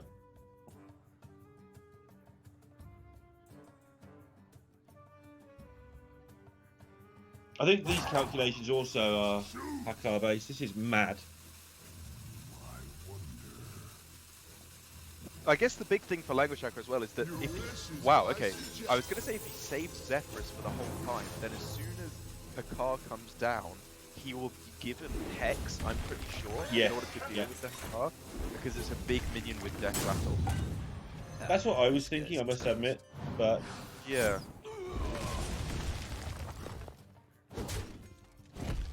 But the thing is that Race could potentially go for... ooh, Oh, he could go for Thaurissan to reduce the cost of Hakar down to 9, sorry, and then go Shield Slam on his own Hakar straight away. But he doesn't have enough armor to do that first, so Language Hacker has to try and keep his armor total low. It gets so weird. Ray's This shaking would his be a head good because they played the time for a Acolyte master plan. very recently, and now they've drawn the Warpath that would have drawn them basically half of their deck, pretty much. That's true. That might feel like a mistake to them. I'm not going to judge whether it is or not at this point because this game's so insane, but... Okay, then.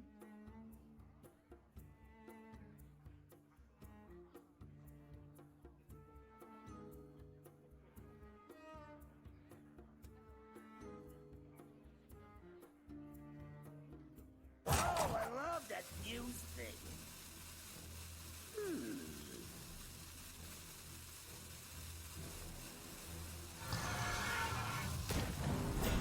Okay. This is their push to get some damage, I guess. I don't know, man. I think at this point, Race can just pretty clearly give up on the damage route. It's just not a thing. Yeah. I'm going to play some lip service to it, but there's nothing else to do. Language Hacker, cheers. What was so good? Oh, that allows him to play all his cards on this turn and have them die. Right, because if he got Shield Slam there, he'd have to wait an extra turn and wouldn't be able to dump all his cards on this turn. This game is so weird. And now, he has Shield Slam as his last remaining card, Mechathune in hand, everything else is like 9 mana Mechathune, 29 armor, nothing left in deck. He will win the game next turn, unless Hakar can be drawn and played and killed. Yeah, which wasn't happening. Race can't believe it, but... I think he knows what's coming. Get through. Card bottom deck. Yes, strangely enough. Okay, then.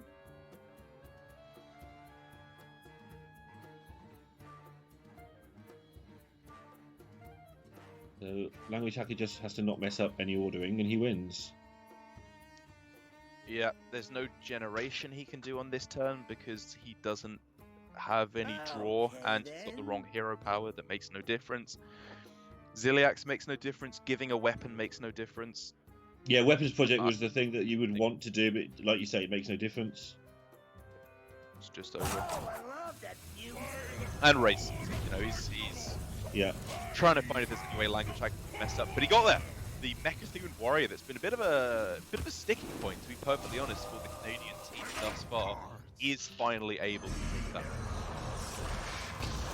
And I have to do it again in the decider match against Argentina. That's right, unless Oh, he they've gets banned improved the away. animation a lot. A very close one. Mechathune looks blooming awesome. Excellent. 3-2 in the first match of what promises to be quite a lengthy day because this group is full of control, although there's only one match to go in it now. And that went on for a long time, but those Shamans at the start, going down to Druid, that's important because decks are being submitted for next week now from the other 4 groups. And seeing that might make people think twice about submitting Quest Shaman. Very possibly. It really depends what group you're in, because weirdly enough, in this group that we were just watching, Aggro Shaman might have been quite bad because of all the control warriors, control priests, the druids as well, whereas maybe Quest Shaman was a much better pick, even though it did end up being one of the weaker classes in this particular series. They both ended up getting a win eventually. Yeah, there was a weird thing, actually. The Philippines targeted Rogue and Combo Priest and won their group because everyone played Rogue and Combo Priest. And then Mexico targeted Control decks and won their group because their group played Control decks. That's just good research, I think. You know? For Control, Rogue, who knew? Anyway. But overall, I think that was very well played by, sorry to interrupt you, very well played by Canada overall. And I think, I hope that they are able to do well against Argentina as well. Yep, let's not mess around any longer. Let's go for a moment's break and get that final game of the group set up for you. That also promises to be a lengthy one, so get a cup of coffee or something, and we'll see you in 3.